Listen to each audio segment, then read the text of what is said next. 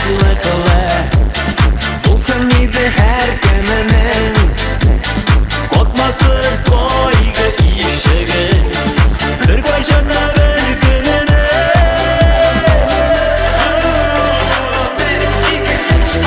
Teravaşның üşimeşe Gerginin üşeşege Herkemden öz yazmaşı Ülkedek kileşege Teravaşның üşimeşe Gerginin üşeşege Herkemden öz yazmaşı Ülkedek kileşege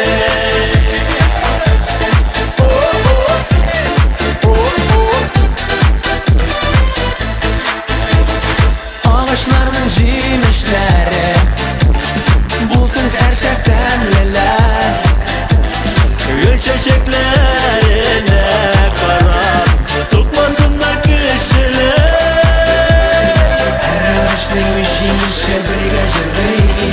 Her ağaçların cimişe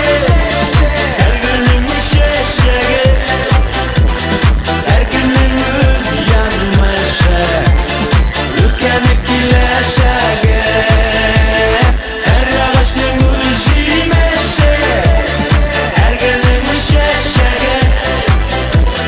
Her günün öz yazmışı Ülkemek kileşege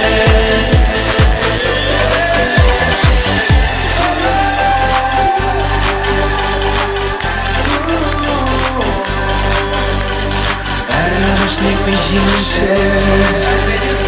Her ağaçның üşimeşe bir gece